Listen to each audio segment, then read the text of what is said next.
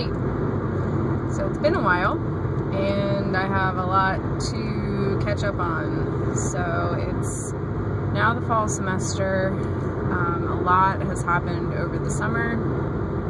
I interviewed for a position at an HBCU in Maryland and did not get the job, which I think has ended up being a blessing in disguise, because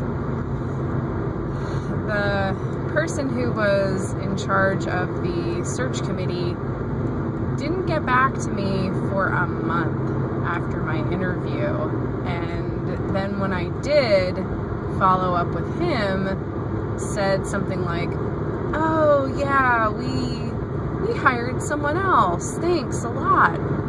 Appreciate it." And I was like, fuck you, buddy. That's not how you conduct yourself professionally for someone who gave a lot of time and effort into your institution. Anyway, so I came back down here to school, and Steve came to a big decision and decided to leave the police force. So he resigned as of July sometime. We decided to put our house on the market and move down here to Virginia full time. So that's kind of a big deal for us. We are expecting to close on our house in a little less than 2 weeks. So he has been running around like a fiend, moving stuff from Maryland to Virginia, and I've been going up to help him when I can, but we're in week 5 of the semester, so that means we're already a third of the way through with the semester, which I cannot believe. I'm just incredulous.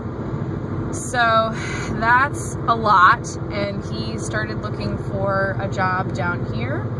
A friend of mine who used to be in my program, who has since left and gotten a full-time job in the library, which is awesome for her because she wants to do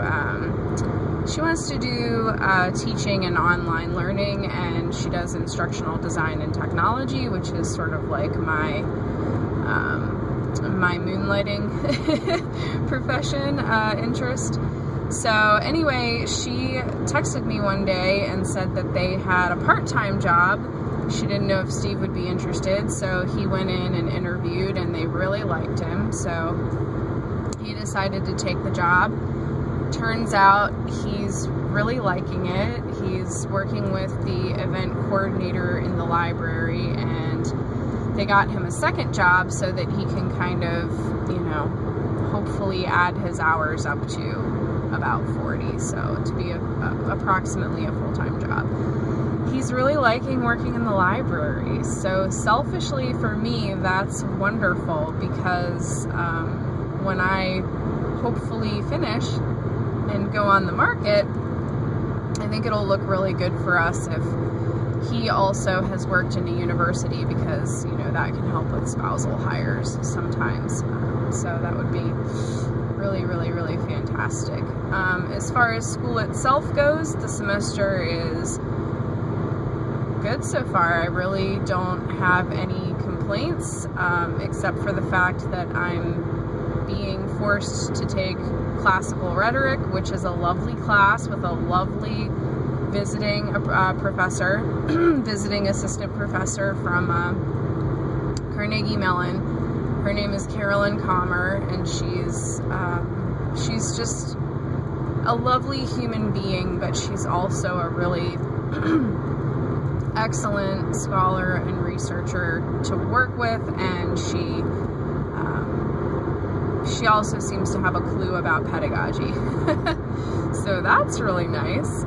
But we're reading a lot of the same texts that I read in my class at Maryland, so that's the only part I'm sort of annoyed by, is the fact that it's essentially the same syllabus insofar as the readings go. I mean, obviously doing it a second time, I'm getting a more in-depth understanding of, so far, Plato, Socrates, and the Sophists. So there's that. I'm taking a field methods course, which is where we're basically learning methods and methodologies that come out of the fields of sociology and anthropology. So things like ethnography, and we're talking a lot about, this week is feminist methodology in particular. So we read a Giza Kirsch book that's about 16 years old now. So it's been a really interesting class, and I think that the readings have been quite excellent, and I'm looking forward to how that helps me think about what I want to do in my dissertation. I'm also enjoying the professor a lot. He's kind of loosey-goosey, shoots from the hip, but I like him, and I'm thinking about whether or not he would be a good fit for me on my dissertation committee, because I have to start thinking about that pretty soon. My third class is intercultural communication. It's also very interesting. It's not exactly what I thought it would be. I thought we would be looking at, it doesn't have rhetoric in the title, but I thought that we would be looking at a lot of rhetorics from other cultures, and we have, but I think we've also been looking at sort of at least so far, like a broader scale, broader picture idea of culture and communication. So this week I'm facilitating discussion on institutions and culture, and it's interesting to think about an institution as a culture, and it's something that my colleague at Montgomery College, Lucy Lauf, told me about many years ago, and she's an anthropologist, and I really didn't understand what she meant, what she was talking about, like the culture of an institution, like what are you talking about? So now I kind of get it, and after being at Montgomery College for a while, I sort of got it, so I think there's still a lot more to get, but that's okay, that's what the semester is for. And then lastly, I am teaching a professional development class for the materials science engineers, and so far I'm really liking it. I really love these students, and I like working with them a lot, and it's kind of an easy topic. I mean, a lot of it is writing, but it's business writing that we're teaching them. So their first assignment is to do a resume, a cover letter, and a memo. And then their next assignment is to do a group project where they have to give a presentation.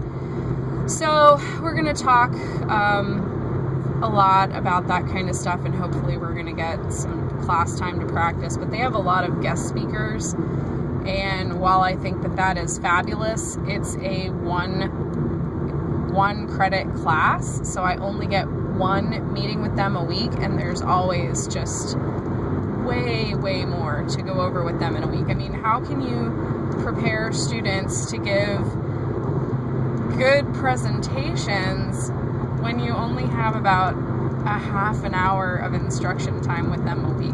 I mean, that's just kind of ridiculous. And they didn't meet last week because they were going to the engineering job fair, which was part of their project. So anyway, all right, I'm going to keep this puppy under 10 minutes, so I should probably get going. Oh, things are happening with our RSA student chapter, which is exciting. I'm really happy about that. Oh, we got a new person in our ECP, and she's part of the new cohort this year. She's from outside of Pittsburgh, which is really funny. It's a big small world down here, and I really like her. She is going to be a great addition to our team. I can already tell that she's just going to be super. Yeah, that's it. I'm trying not to kill the other person that's in our program in ECP, because she's a chronic pain in the butt sometimes. All right, till next time. Hopefully that will be next week. catch you later.